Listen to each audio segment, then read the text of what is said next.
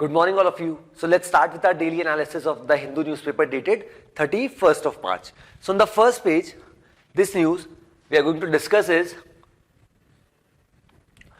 drugs for rare diseases get custom duty relief. So अभी यहाँ पर गवर्नमेंट ने एक बहुत बड़ा स्टेप यहाँ पे लिया है और इससे जितनी भी हमारे देश में रेयर डिजीज है जिसका मेडिकेशन हमारे देश में नहीं है और उसके लिए जो दवाइयाँ हैं या जो भी एसेंशियल फूड्स हैं वो हमें बाहर से इंपोर्ट करने होते हैं, तो उसके ऊपर हमेशा से अभी तक हम देखते थे कि जो यूनियन गवर्नमेंट है कस्टम ड्यूटी चार्ज करती थी। अब यहाँ पे क्या हुआ है, अब यहाँ पे यूनियन गवर्नमेंट ने एक बहुत इंपॉर्टेंट स्टेप यहाँ पे लिया है और सरकार का ऐसा मानना है कि अब जितने भी किसी के भी द्वारा अगर कोई जो रेयर डिजीज की कैटेगरी में आता है, जो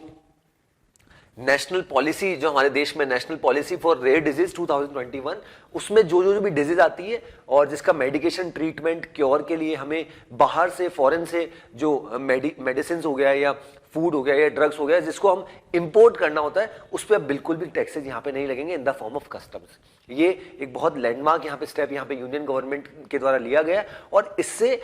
एक बहुत बड़ा कॉर्पस हमारे देश के काफी सारे लोगों का जो फैमिली है हाउस होल्ड है उनका इसी चीज में कहीं ना कहीं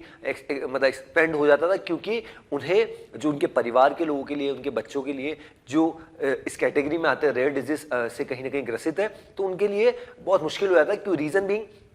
एक हेफ्टी अमाउंट उन्हें ऑलरेडी डॉलर्स में या जहां से भी वो इंपोर्ट करे उसमें पेमेंट करना है और फिर जब वो इंडिया में उसको लेके आने तब उन्हें कस्टम ड्यूटी अलग से देनी होती थी। तो इसको अच्छे से रीड करते हैं, इसमें और क्या यहाँ पे स्टेप लिए गए, that is full exemption from basic custom duty on imported drugs and special medical foods for personal use in treating rare disease। जो भी हमने डिस्कस किया कि जो भी हम यहाँ पे बेसिक कस्टम ड्यूटी जो अभी सरकार यहाँ पे लगाती थी इंपोर्टेड ड्रग्स पे भी और स्पेशल मेडिकल फूड्स पे भी, उस पे जितना भी टैक्सेस यहाँ पे लगता था उसको खत्म कर दिया गया, एग्जेम्प्ट कर दिया, मतलब बिल्कुल जीरो नील कर दिया गया। Then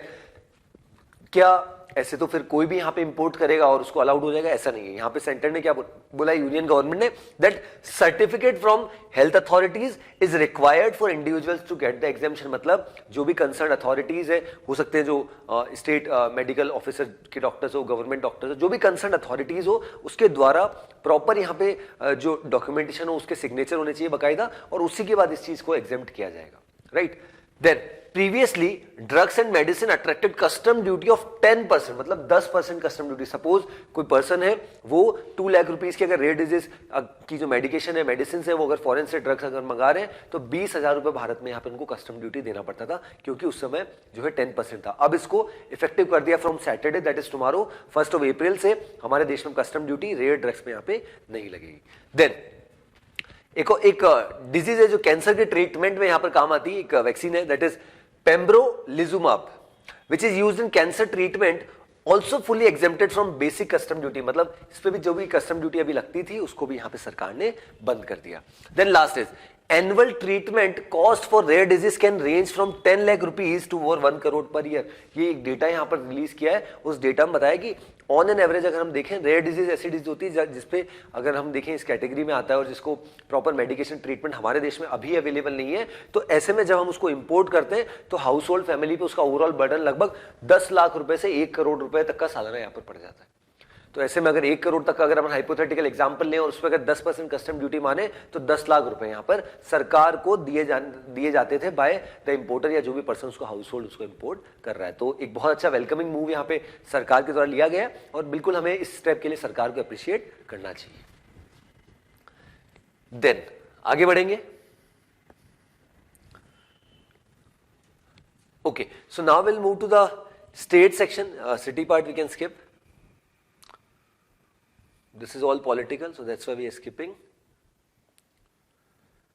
Okay, on the state news we'll be discussing 2 news. First is about Karnataka, though being a political news, but एक चीज अभी पिछले कुछ समय से हमें बहुत अच्छी देखने को मिल रही है कि कर्नाटका में जिस तरीके से स्टेट लेजिस्लेटिव असेंबली के इलेक्शंस के अनाउंसमेंट हुआ है कि 10th मई को इलेक्शंस होने, 13th मई को यहाँ पे रिजल्ट आना है, तो अलग अलग लोगों को जिनकी बहुत अच्छी फैन फॉलोइंग है उनको यहाँ पर आगे किया जा रहा है और ताकि एक अच्छा जो वोटर टर्नआउट रेशियो को कन्वर्ट किया जा सके। जनरली अगर हम हमारे 2019 का लोकसभा इलेक्शंस भी देखते हैं जो हर 5 साल में होता है जिसमें हमारे ऑनरेबल प्राइम मिनिस्टर चूज होते हैं, तो उसमें भी हमने देखा कि वोटर टर्नआउट रेशियो लगभग 65 to 66% रहता है। That means every 2 out of 3 voter he eligible या जो भी एलिजिबल है वो यहाँ पे वोट करते हैं। तो ऐसे में यहाँ पे हमने पहले भी देखा था कि जो हमारे इंडियन क्रिकेट टीम के जो कोच है राहुल द्रविड़ जी और ट्रांसजेंडर कम्युनिटीज से अलग अलग कम्युनिटीज के जो लोग हैं, और अब यहाँ पे जो जवागल श्रीनाथ जी है जिनको मैसूर एक्सप्रेस के नाम से भी जाना जाता है, उनको भी यहाँ पे जो मैसूर में जो असेंबली इलेक्शन होने उसके लिए यहाँ पे क्या बना दिया, वोटर अवेयरनेस के लिए यहाँ पे एक एम्बेसडर बना दिया। तो बहुत अच्छी बात है कि इलेक्शन कमीशन इस चीज को संज्ञान ले रहा है और इलेक्शन कमीशन इस चीज को यहां पर मानता भी है कि हमें जितना ज्यादा वोटर टर्नआउट रेशो बढ़ेगा वो बेटर होगा हमारी डेमोक्रेसी के लिए, एक हेल्दी डेमोक्रेसी के लिए। So this was about this news. Then second is space sector में हम देख रहे हैं इंडिया बहुत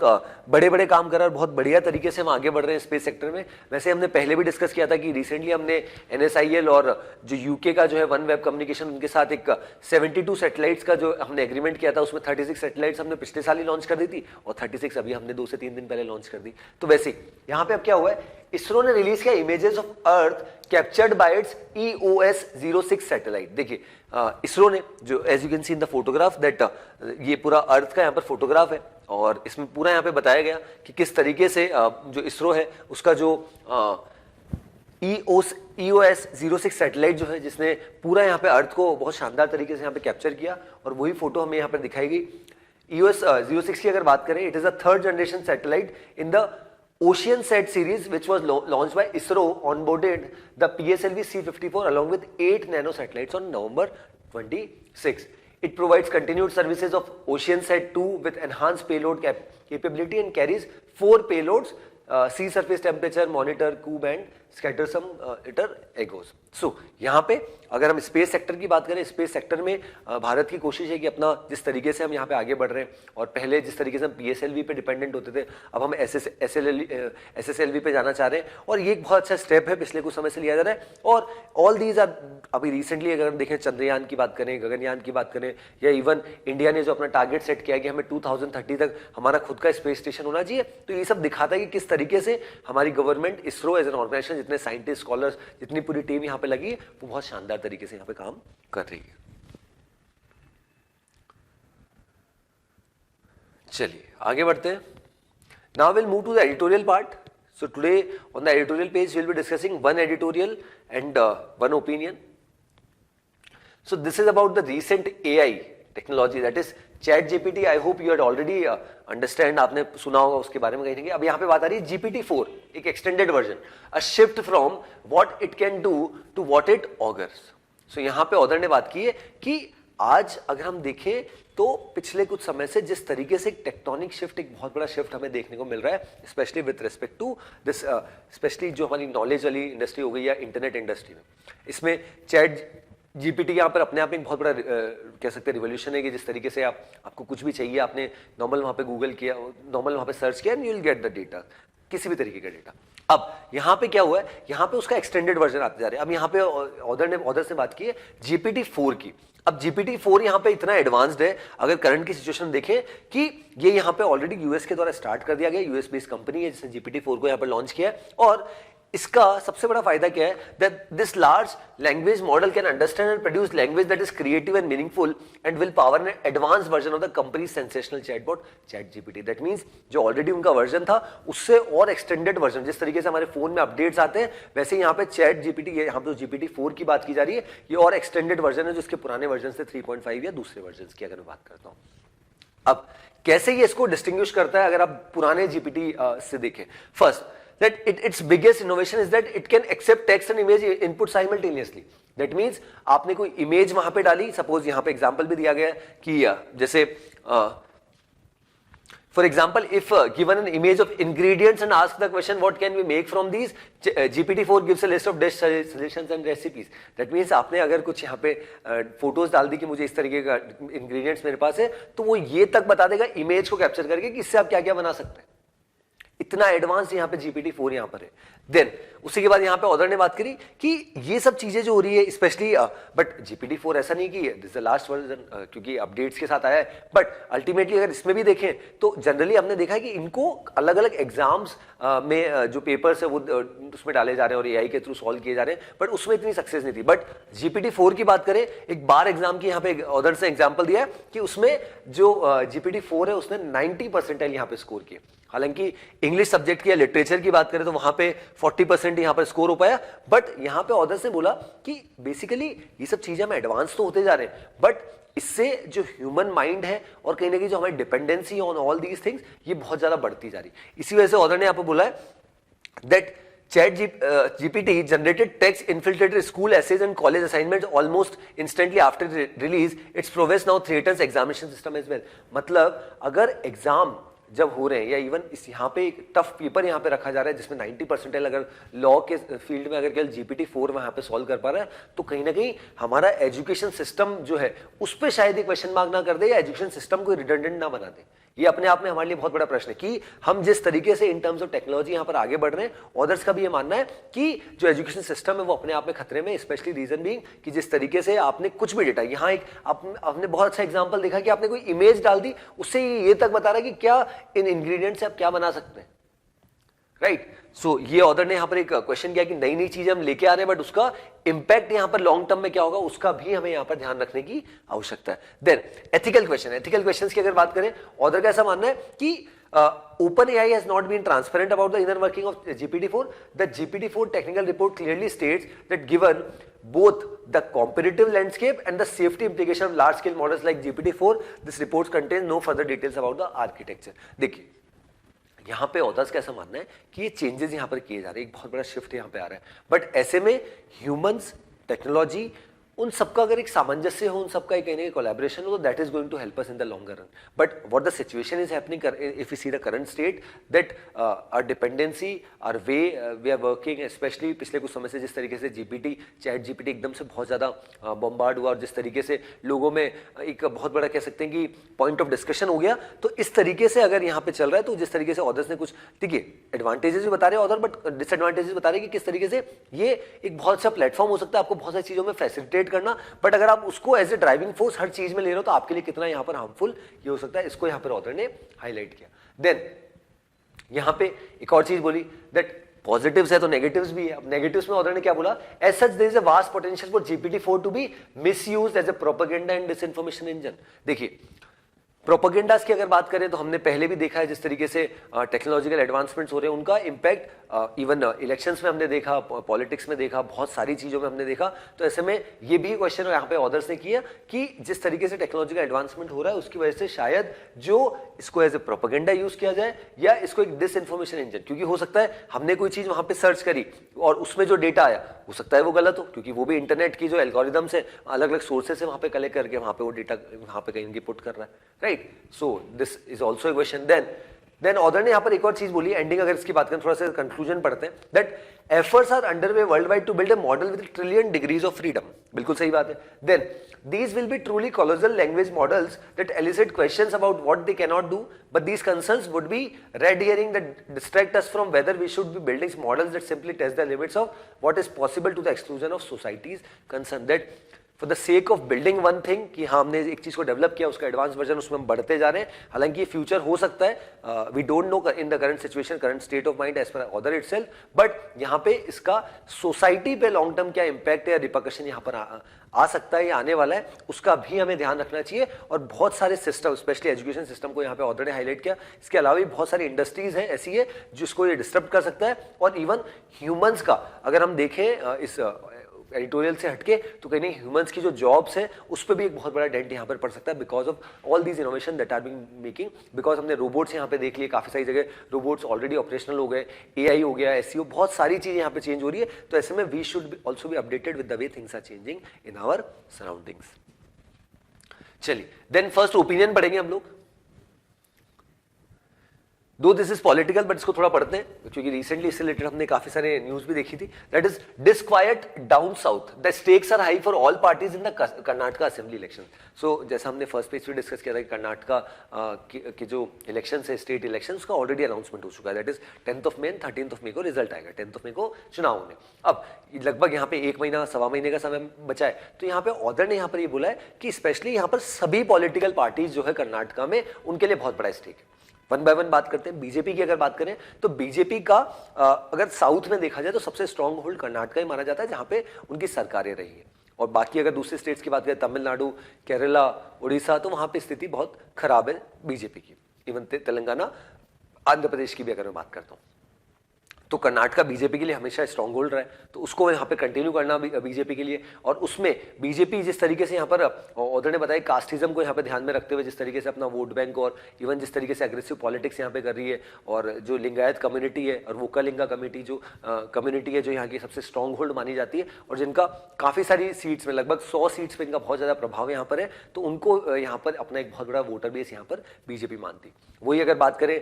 दूसरी पॉलिटिकल पार्टीज की, कांग्रेस और जेडीएस, तो हमने देखा था पहले भी 2018 में जब चुनाव हुए थे, दोनों पॉलिटिकल पार्टी से कोalition हुआ था, फिर बाद में एंटी डिफेक्शन लॉ यहां पर आ गया था, और फिर बाद में फाइनली फिर से बीजेपी यहां पर पावर में आ गई थी, और अभी कंटिन्यू किया जा रहा है। इसी के साथ साथ कांग्रेस को भी फिर से रिवाइव करना, और अभी स्पेशली जो रीजन चल रहे हैं, जिस तरीके से राहुल गांधी जी का डिस्क्वालिफिकेशन हुआ है, और जिस तरीके से जो भी सिचुएशन है, तो कांग्रेस के लिए भी एक और स्टेट को कैप्चर करना अपने आप में बहुत बड़ी टसल है। और ये एक डायरेक्ट फाइट होगी बीजेपी और कांग्रेस के बीच में Karnataka state legislative assembly elections में, और यहाँ पे दोनों पॉलिटिकल पार्टीज कहीं ना कहीं अपना जो मुद्दा है उसको यहाँ तक लोगों तक पहुंचाना चाहती है, और अल्टीमेटली पावर में आना चाहती है, ऐसा यहाँ पे ऑदर्स ने बताया। अब यहाँ पे थोड़ा सा जो सीएम्स रहे, जो चेंजेस हुए, उनको भी ऑदर ने हाईलाइट किया, हालांकि that is not so important, but थोड़ा सा बता देता हूं कि पहले यहाँ पे जो सीएम हुआ करते थे बीएस येदियुरप्पा हुआ करते थे, फिर वो भी लिंगायत कम्युनिटी के से आते थे, फिर बीजेपी ने क्या किया, चेंज किया, और वहां पे बसवराज भी बोमई जी, वो भी करंटली चीफ मिनिस्टर है, वो भी लिंगायत कम्युनिटी से आते हैं, तो हो सकता है उनके नेतृत्व में चुनाव लड़ा जाए, या फिर मोदी जी के नाम से चुनाव लड़ा जाए, ये अलग कहानी है। बट कहीं ना कहीं ऑदर ने यहाँ पर ये बोला है कि ये जो जाएगा Karnataka assembly election, that is going to be a big road map, कि आने वाले समय में जिस तरीके से दूसरे स्टेट्स में इलेक्शंस होने, राजस्थान, मध्य प्रदेश, छत्तीसगढ़, तेलंगाना, इन स्टेट्स में इलेक्शंस होने, और 2024 में जो लोकसभा इलेक्शंस होने, उसके लिए एक बहुत बड़ी नींव यहाँ पे रखा जाएगी in this Karnataka assembly election. इसी वजह से सारी पॉलिटिकल पार्टीज अपनी तरफ से हर संभव प्रयास यहाँ पे कर रही है। चलिए आगे बढ़ेंगे।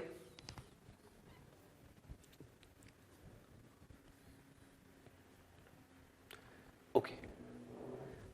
So first news, China's new defense minister likely to visit India for SCO meet in April. So as we are already aware कि currently we are not only president of G20 as well, but we are also president of और chairman of SCO as well. SCO की बात करें, Shanghai cooperation organisation, इसकी full form होती है, 2001 में start हुआ था, बीजिंग में इसका हेडक्वार्टर है, और इंडिया अभी यहाँ पर जो है डिफेंस मिनिस्टर की NSA लेवल की meeting, then foreign minister, then finally leaders की मीटिंग यहाँ पर जो है SCO में होनी है। तो यहाँ पे ऑर्डर ने बात की, अभी रिसेंटली क्या हुआ, लास्ट मंथ ही हमने देखा था कि चाइना के नए defence minister general Li Shangfu यहां पर अपॉइंट किए गए, और जो फर्स्ट वीक ऑफ अप्रैल में जो हमारे देश में यहां पर डिफेंस मिनिस्टर्स की मीटिंग होनी है SCO की, तो उसमें यहां पर जो है इनका आना यहां पर डेफिनेटली संभव है। तो उनकी यहां पे मुलाकात हमारे डिफेंस मिनिस्टर से, राजनाथ सिंह जी से होगी, और उनसे भी रिसेंटली उनकी बातचीत भी हुई थी, और स्पेशली जो हमारे एक्सटर्नल अफेयर्स मिनिस्टर है S जयशंकर जी, उनसे भी उनकी मुलाकात होनी है। तो करंट सिचुएशन अगर इंडिया और चाइना की देखें, तो 2020 में जब हमने जून में देखा था 15 एंड 16 जून को जो गलवान वैली वाला इंसिडेंट हुआ था, उसके बाद कोई भी ऐसा डिप्लोमेटिक टाइज इस तरीके के नहीं हो गए कि हो पाए कि इतना कोई बड़ा लीडर किसी देश में आया हो और बातचीत हुई हो। तो ये एक बहुत बड़ा लैंडमार्क यहाँ पर हो सकता है कि किस तरीके से चाइना और इंडिया के दोनों देशों के जो रिलेशन है उनको फिर से नॉर्मलाइज करने के लिए यहाँ पे दोनों देश प्रयास करें। बट हम हर बार देखते हैं कि इवन काफ़ी सारी कॉर्प्स कमांडर टॉक्स हुई है, काफ़ी सारी बातचीत हुई है, बट फिर भी कोई बड़ा सोल्यूशन यहाँ पर नहीं आया। बातचीत बार बार होती है, बट सोल्यूशन तभी हो पाएगा जब आप कहीं ना कहीं जो अपना स्टांस है कि चाइना का हम बार बार देखते हैं हर समय पे। रिसेंटली अरुणाचल प्रदेश में भी देखा था हमने, तवांग सेक्टर में फिर से चाइनीज जो PLA है, पीपल लिबरेशन आर्मी के जो जवान है वो यहाँ पे आ गए थे, फिर इंडियन आर्मी ने उनको खदेड़ दिया था। तो ये हम बार बार देखते हैं, बट यहाँ पे सोल्यूशन उस चीज़ का तभी हो पाएगा और बातचीत के जरिए ही होगा। ये बार बार इंडियन गवर्नमेंट के ऑफिशियल्स ने इस चीज़ को रिआइटरेट किया है। सो ये एक इंपॉर्टेंट विजिट यहाँ पे होनी है, फर्स्ट वीक ऑफ अप्रैल में यहाँ पर होनी है। Then second is about Amritpal Singh. Amritpal Singh की कंट्रोवर्सी हमने ऑलरेडी डिस्कस करी हमारे न्यूज़पेपर एनालिसिस में। Will soon appear says Amritpal in new video clip. So यहाँ पे क्या हुआ है कि अमृतपाल सिंह जो जिसके ऊपर NSA का एक्ट है और जिसको हमारे देश की पुलिस जो है काफ़ी समय से लगभग एक हफ्ते ज़्यादा का समय हो चुका है कि उसको पकड़ने की यहाँ पर कोशिश की जा रही है, तो वो अलग अलग वीडियोज़ यहाँ पर रिलीज़ कर रहा है। अभी उसने एक वीडियो रिलीज़ किया that I am not a fugitive, मैं कोई भगोड़ा नहीं हूँ और मैं जल्दी यहाँ पे जो है लोगों के सामने यहाँ पर आ जाऊँगा। तो वो यहाँ पर इस तरीके की जानकारी दे रहा है। और यहाँ पर जो हमारी जो NIA है, दूसरी जो कमिटीज़ है, दूसरी जो ऑर्गेनाइजेशंस है, वो यहाँ पर कोशिश कर रहे हैं कि वो पूरा साउंड और उसको ट्रैक करके कि क्या उसकी लोकेशन है। क्योंकि पहले भी हमने डिस्कस किया था कि ऐसा बताया जा रहा है कि कुछ दिल्ली के मार्केट में उसको देखा गया थ्रू CCTV फुटेज, उसके पहले हमने देखा शायद नेपाल वो भाग गया। तो काफ़ी सारी चीज़ें लगाई जा रही कयास, बट यहाँ पर इंडियन अथॉरिटीज़ का काफ़ी का ऐसा मानना है कि वो अभी भारत में ही है और कुछ लोग इसके जो है गिने चुने जो सपोर्टर्स हैं उसको सपोर्ट कर रहे हैं। इसी वजह से वो कहीं ना कहीं यहाँ पर अभी तक बच पा रहा है, बट फाइनली उसको बहुत जल्द यहां पे पकड़ लिया जाएगा। Then next news, Germany says it's watching Rahul case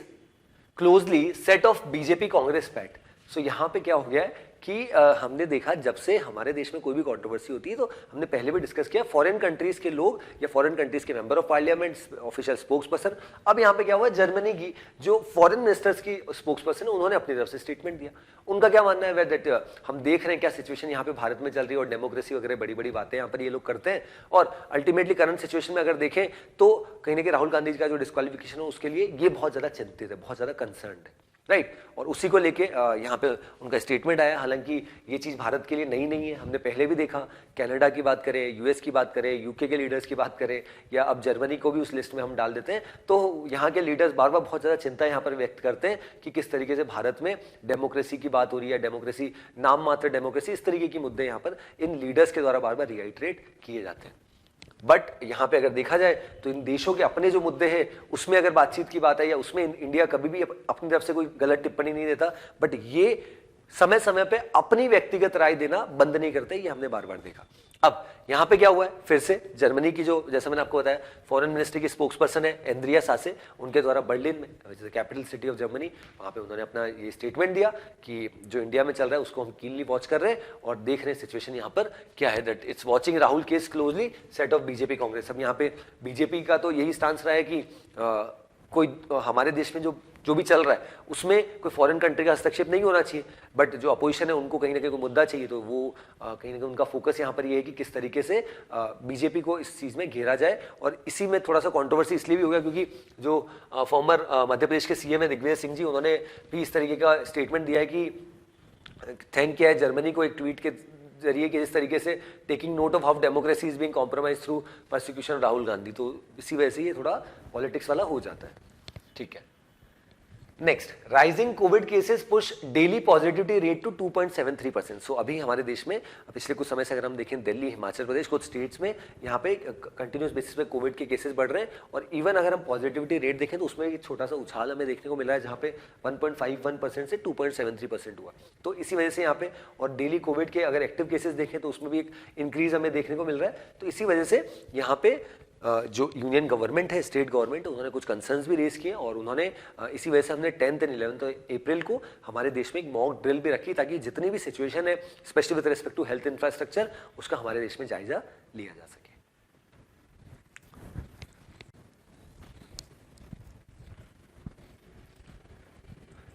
चलिए आगे बढ़ते हैं।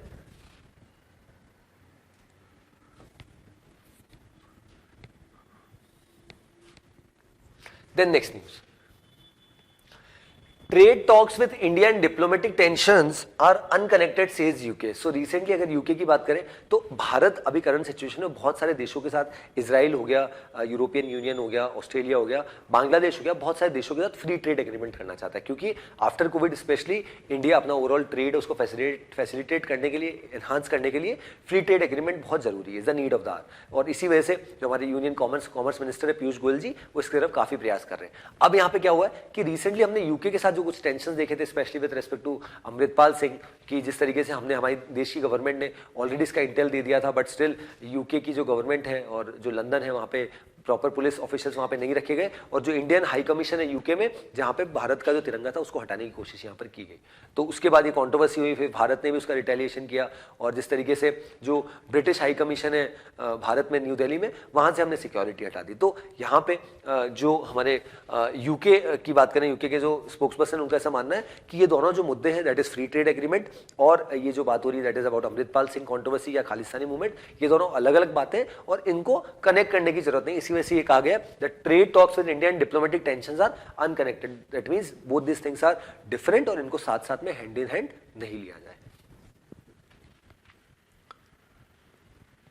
Okay. Then next news. Guidelines for setting up foreign universities in India to be out in May, says UGC. So university grants commission के द्वारा एक बहुत अच्छा step यहाँ पे लिया जा रहा है, और अब यहाँ पे आप देखिए कि आपने काफी सारे बड़ी बड़ी कंपनीज के CEO CFO top most positions में देखा होगा कि भारतीय बैठे हैं। तो ये कहां से पढ़े? These are basically from IIT IMC, जो हमारे टॉप इंस्टीट्यूशन है यहाँ से पढ़ के गए। तो अब यहाँ पे क्या कर दिया, एक बहुत अच्छी स्टेप यहाँ पे इंडियन गवर्नमेंट के द्वारा, यूजीसी और बहुत सारी अथॉरिटीज के द्वारा, मिनिस्ट्री ऑफ एजुकेशन के द्वारा लिया जा रहा है कि अब इंडियन यूनिवर्सिटीज फॉरेन में उनकी ब्रांचेस या उनके कैंपसेस सेटअप कर सकती है, और विज विज अब जो टॉप 500 जो यूनिवर्सिटीज है वर्ल्ड की एज पर क्यूएस रेटिंग्स और अलग अलग जो रेटिंग्स आती है उसके बेसिस पे जो टॉप 500 यूनिवर्सिटीज है वो भारत में अब यहाँ पे जो है अपना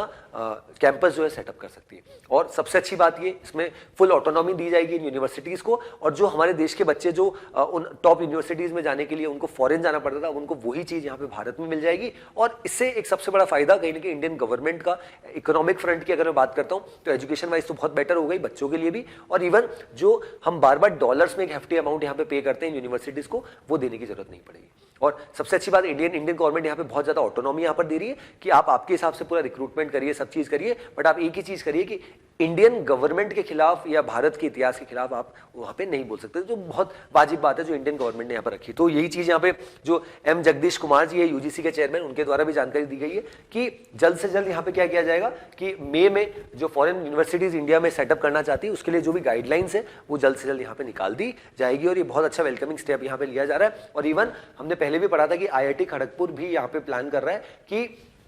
एक कैंपस उनका मॉरिशस में यहाँ पे सेटअप किया जाए, तो वो सेटअप हो जाएगा तो बहुत ईज यहाँ पे हमारे देश में कि बच्चों के लिए और इवन फॉरेन के जो स्टूडेंट्स हैं उनके लिए भी ईज हो जाएगी। इंडियन एजुकेशन सिस्टम जो इतना बढ़िया सिस्टम है और जिसको जिस तरीके से जो इंडिया से ही निकल के इतने सारे लोग इतने टॉप मोस्ट पोजिशन पे पहुंचे। अभी रिसेंटली हमने देखा था यूट्यूब के भी सीईओ एक भारतीय नील मोहन जी है, देन हमने अजय बंगा जी के बारे में देखा जो वर्ल्ड बैंक के भी चीफ बन गए, जिनको जो बाइडन जी ने यहाँ पे नॉमिनेट किया। बाकी मेटा का हमें ऑलरेडी पता है सुंदर पिचाई, जैसे बहुत सारी कंपनीज है, राइट। तो इसी वजह से यहाँ पे बहुत वेलकमिंग स्टेप है, और जो हमारी यूजीसी और गवर्नमेंट के द्वारा यहाँ पर टेक्निकल कोलैबोरेशन और जिस तरीके से ये सामंजस्य के साथ लिया जा रहा है। Then about this Russia Ukraine war, basically हुआ क्या है, Russia arrest US journalist on espionage. Espionage का मतलब होता है जासूसी, स्पाइंग। So espionage allegation. अब यूएस के एक जर्नलिस्ट है और उनको यहाँ पर क्या कर लिया गया है, रशियन अथॉरिटीज के द्वारा डिटेन कर लिया गया, पकड़ लिया गया। अब जैसे ये हुआ, this is not the first time, हमने पहले देखा, पहले भी इस तरीके की सिचुएशन देखी है